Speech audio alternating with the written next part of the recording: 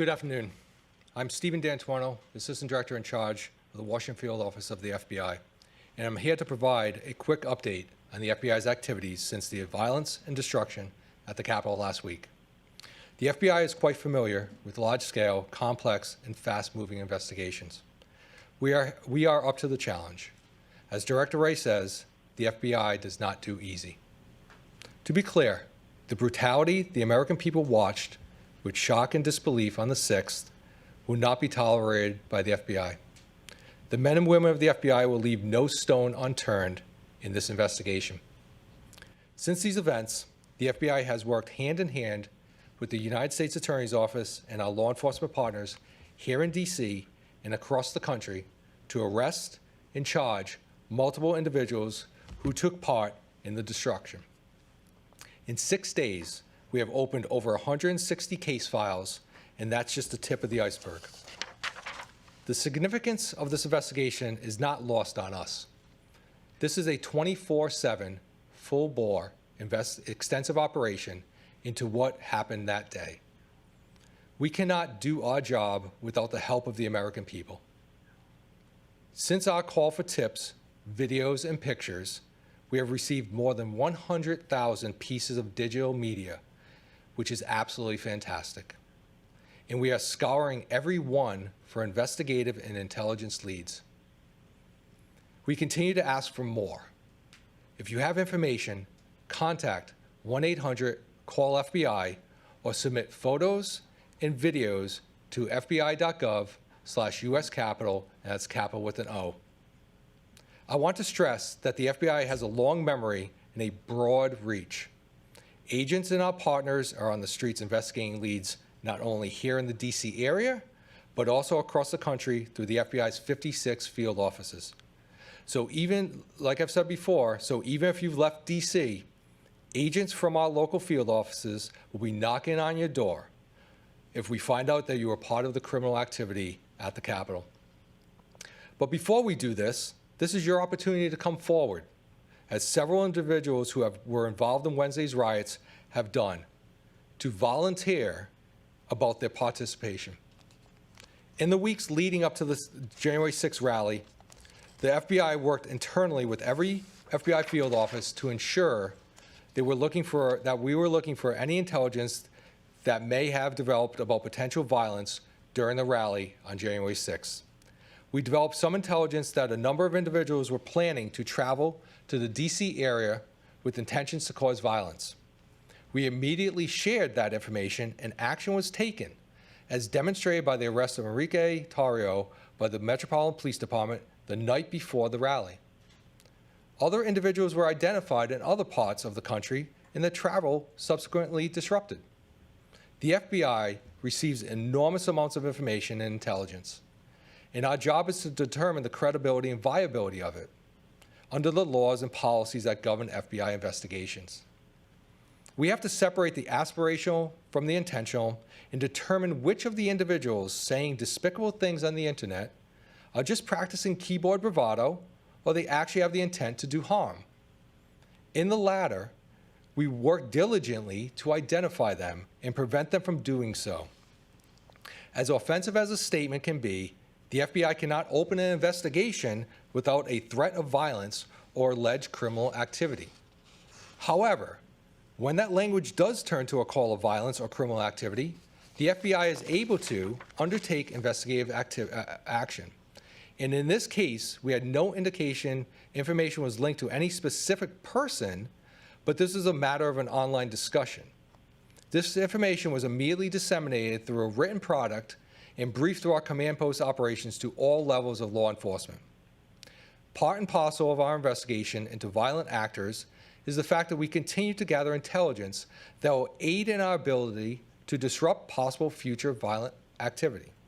Suffice it to say, we are leveraging our relationships with federal, state, and local law enforcement partners, using our tools at our disposal to find and bring everyone involved in last week's criminal activity to justice. I'm now going to turn over to Acting U.S. Attorney Michael Sherman. All right, thank you, Steve. I think I mentioned this before a few days ago that, just to begin, I think the scope and scale of this investigation in these cases are really unprecedented, not only in FBI history, but probably DOJ history, in which essentially the Capitol grounds outside and inside are essentially a crime scene. And a scale in which we have literally thousands of potential witnesses, and a scenario in which we're going to have, I believe, hundreds of criminal cases, both filed with our local courts, the Superior Court, and through the federal court system. So just to frame things, the enormity of this investigation is going to take a lot of work and a lot of effort, and this is not going to be solved overnight. It's not going to be solved within the coming weeks. It's not going to be solved within the coming months. This is going to be a long-term investigation, and rest assured, the Bureau, the Department of Justice, all the U.S. attorneys across the United States that are assisting in these investigations, everyone is in for the long haul. So that being said, let's turn to the numbers that Steve referenced. And the numbers are going to geometrically increase. So as we sit here now, literally days after this event happened, we have already opened more than 170 subject files, meaning these individuals have been identified as potential persons that committed crimes on the Capitol grounds, inside and outside. So of those 170 cases that have already been opened, and I anticipate that's going to grow to the hundreds in the next coming weeks, we've already charged over 70 cases. And again, that number, I suspect, is going to grow into the hundreds.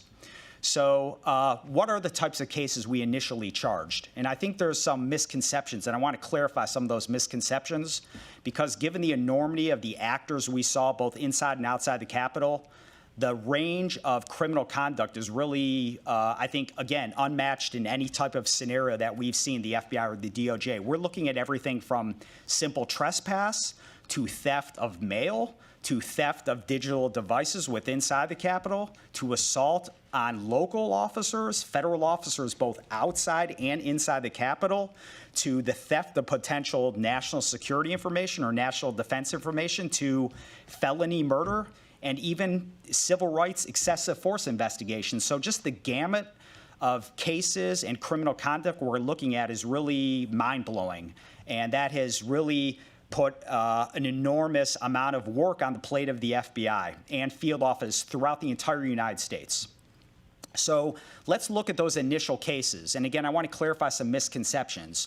When criminal conduct occurs, we try to obviously charge people as soon as possible. So the way, looking just at the federal system, we'll try to do that via criminal complaint. So when these actors left the Capitol, these individuals, these defendants, obviously the impetus, the marching orders by federal law enforcement was to find, fix, and charge these individuals as fast as possible.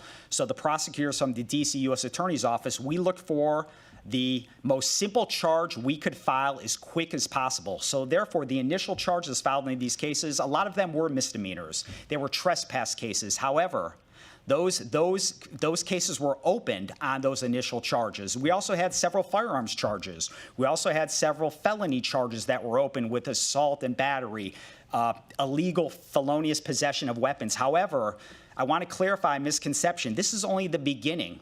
So after these criminal charges are filed via criminal complaints, that allows law enforcement across the United States to arrest people from Dallas to Arkansas to Nashville to Cleveland to Jacksonville. That's what's happened over the past several days. It's really quite incredible. Now, after those charges are filed, then we have the ability to then indict these individuals on more significant charges, and that's exactly what has happened. For example, yesterday, again, only days after this event happened, we had the grand jury in the District of Columbia up.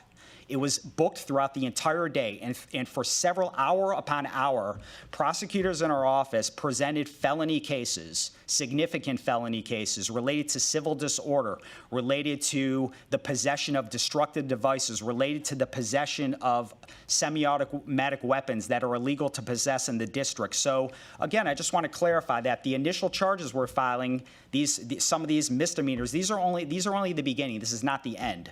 So what are we looking at downstream here? So in terms of what we're looking at is the initial charges everyone's familiar with, the zip tie guys, the Munchels, and the Brocks that were arrested on the House floor with zip ties rifling through the House floor.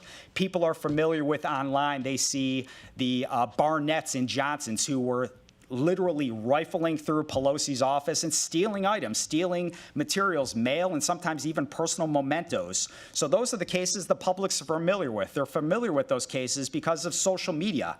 But what the public isn't familiar with is that the FBI, working with the U.S. Attorney's offices across the country, and the crux of those being in D.C., we're looking at significant felony cases tied to sedition and conspiracy. Just yesterday, our office organized a strike force of very senior national security prosecutors and public corruption prosecutors. Their only marching orders from me are to build seditious and conspiracy charges related to the most heinous acts that occurred in the Capitol. And these are significant charges that have felonies with prison terms of up to 20 years.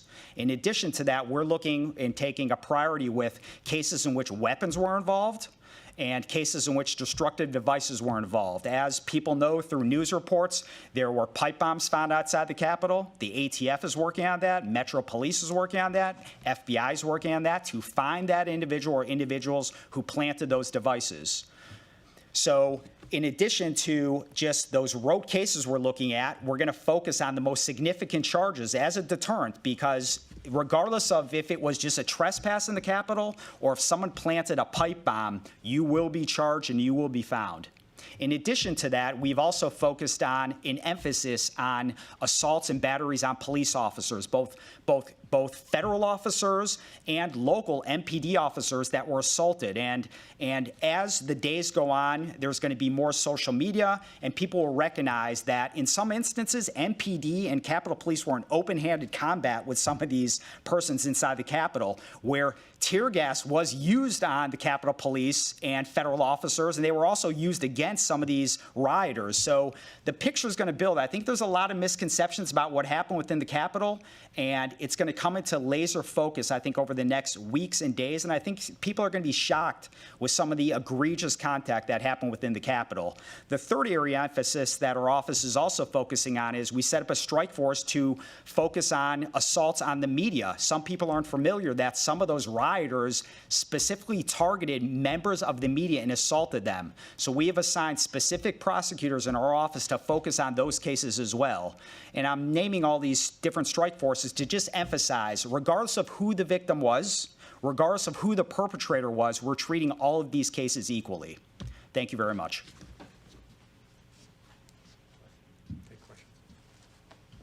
We will now begin the question and answer session. To ask a question, you may press star, then 1 on your touch-tone phone. If you're using a speakerphone, please pick up your handset before pressing the keys. To withdraw your question, please press star, then 2. The first question is from Pete Williams from NBC News. Please go ahead. So can you clarify for us what intelligence did the FBI gather before the assault on the Capitol about the potential for violence, and how did it share it, and did it share it to the Capitol Police? We received a lot of intelligence, like I said in my statement, a lot of intelligence and information through all different means, be it through social media or through CHSs, sources, and then we have a sharing mechanism with JTTFs. Across the country, we have Joint Terrorism Task Forces, and in this city, in D.C., we have a very robust JTTF. And in that, we have Capitol Police, Park Police, MPD, and all the other federal law enforcement partners. We shared intelligence through the JTTF model, and we also shared it through our command post structure, and then also through other means of they have access to our information readily available because they have access to our systems. So all that information was shared with our partners, and then we went from there. The next question is from Evan Perez from CNN. Please go ahead. Wondering if you could tell us perhaps if you found any indication so far to indicate that there was some level of planning and coordination for these people to go into the Capitol and carry out this attack rather than just a spontaneous mob that that got out of control? And then secondly, if you could, at least Senator Schumer has talked about the possibility that some people might be put on the no-fly list. Of these 170 case subject files that you've already opened, can you tell us whether you've added any of those people to a no-fly list as a result of what happened? So we're looking at all different avenues here. So my agents and analysts and all the other FBI personnel in my office and across the country are scrubbing video. We're talking to witnesses. We're talking to individuals that we arrest. And we're gathering that picture, that intelligence, if you will, to understand what happened on the 6th, that day, in the Capitol, outside the Capitol. We talk to all law enforcement partners, and it's not just the FBI doing this, it's all of our law enforcement partners as well that are working in conjunction with Acting U.S. Attorney Mike Sherwin's office and our local office here too as well. So we're sharing that intelligence amongst each other. We're putting into the intelligence cycle that the FBI has to try to ascertain the true picture of what happened that day. As for the no-fly list, we look at all tools and techniques that we possibly can use within the FBI, and that's something that we are actively looking at. The next question is from Catherine Herridge from CBS News. Please go ahead.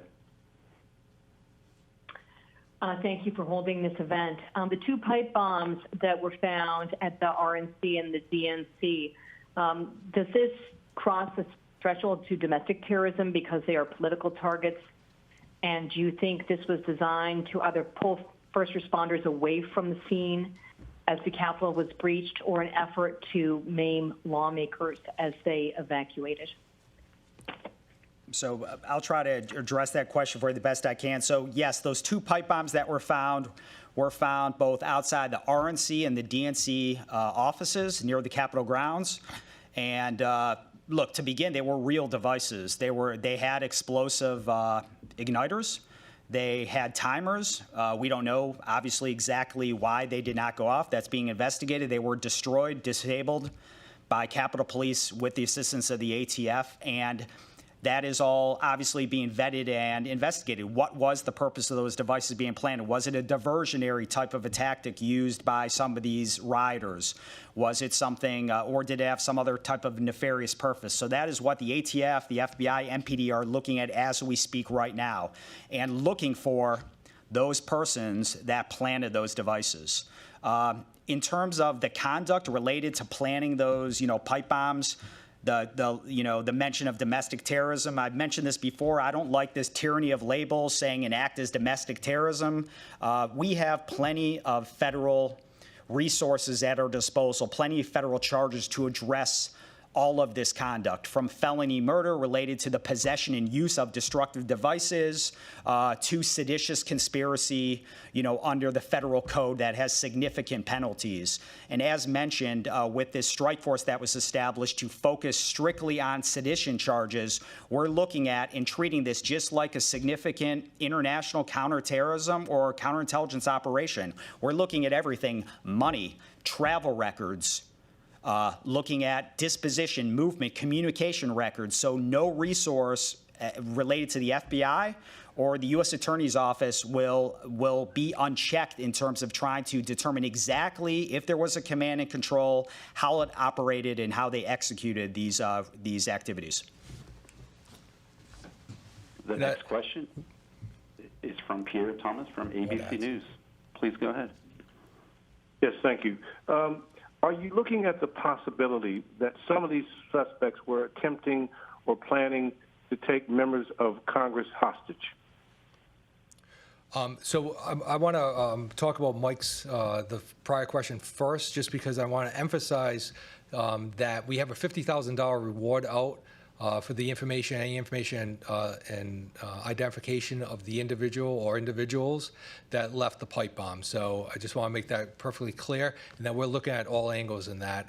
Every tool, every rock is being unturned, because we have to bring that person to justice or people to justice. So can you repeat the question, please?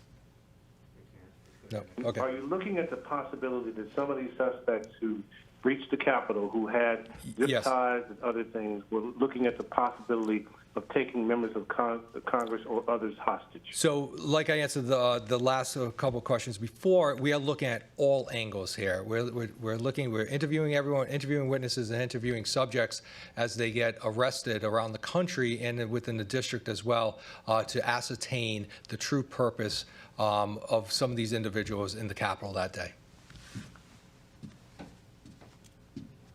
The next question is from Jake Gibson from Fox News. Please go ahead. Thank you, first of all. I have two, actually. Number one, Senator Cassidy has tweeted out a photo that he said was of an individual that authorities wanted to get in contact with in connection possibly with the killing of Capitol Police Officer Sicknick. Number one, can you give us any type of update on that situation? Number two, I know you talked about intelligence leading up to the day before, or leading up to the day of the riots, but there are some specific reports out that there was at least one report out of FBI in Norfolk that painted a pretty grim picture. Can you confirm that? And were authorities on the Hill, really ready for what was coming at them? So the investigation into Officer Sicknick's passing is an ongoing investigation. We are looking at everything that we possibly can. It cuts us to a core that one of our law enforcement brethren passed away. So it's an ongoing investigation. There's a lot of tools and interviews that we're still conducting. There's a whole host of video that's out there. We're reviewing all that information. As for the information that's being presented out there right now about Norfolk, that was a thread on a message board that was not attributable, was being attributable to an individual person. Like I said in my statement, we deal in specifics and facts. That information, when my office and Washington Field office received that information, we briefed that within 40 minutes to our law enforcement partners, our federal, state, and law enforcement partners that we had on our command post. It got ingested into the JTTF system and was, again, shared with all our law enforcement partners through that process that we have. And that's the action that we took on that, and that's it.